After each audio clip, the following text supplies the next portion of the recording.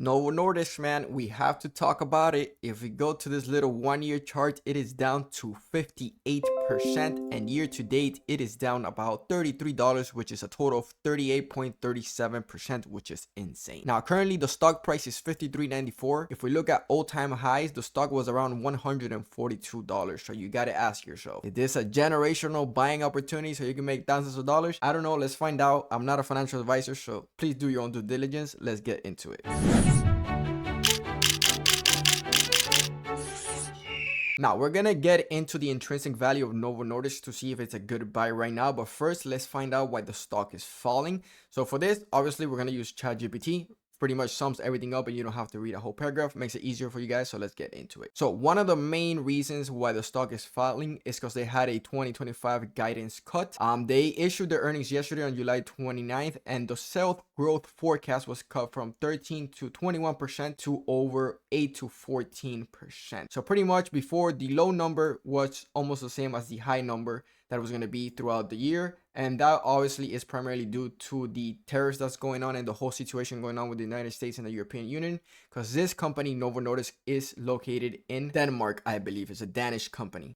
Their main drugs are going to be Wegovy, I'm sorry if I mispronounced that, and Ozempic, which is for the diabetic and the overweight market, if I understand that correctly. And also their operating profit was lowered from 16 to 24% to about 10 to 16%, which is insane. Also, there are a lot of companies out there that are making the same drug Novo Nordisk is making. They do have a patent for some GLP drugs, but those companies are just making them and the governments aren't doing anything about it. So they're taking some of their sales, which is something that I think in the future will get fixed, because I don't understand how these companies are doing that. But for now, that is hurting the market share for Novo Nordisk. Now, another reason why the stock is dropping, every single time there's a change in leadership in a company, the stock tends to drop because the market or investors have uncertainty as to what the new CEO or the new leader is going to do, and that is the case for NVO.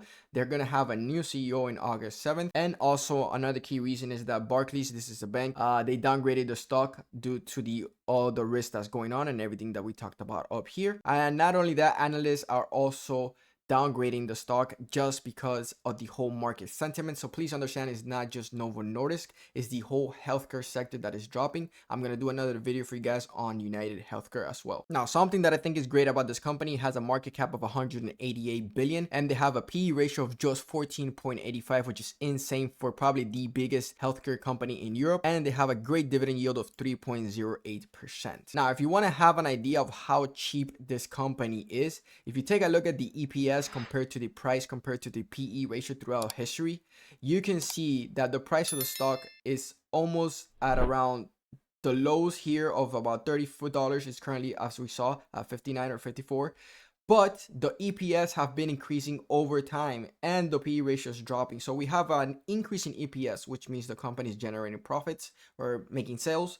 We have a PE ratio being lowered every single time, which means we're paying less for a company that's making more money than it was before. And we have a lower stock price than we did before when they were making less sales and the company was more expensive. So I don't know. I mean, I'm not a financial advisor, but this is a company I'm definitely taking a look into. Even if it goes to doo-doo, I'm willing to take the risk because the upside is a lot more than the downside. So this is something I'm looking into. And if we take a look at the intrinsic value, and as you can see here, the growth estimate was 12.3%. As we just saw, that was lowered. So if we take a growth estimate of just 10%, or even if we do 8%, which is lower than every single analyst that was just mentioned before when we saw. So right here, we can even do 9%. Obviously in the revised analyst formula, it's not going to be worth it. The stock is going to be worth about $88 in the original Graham, 79 in the updated, and this is the analyst formula.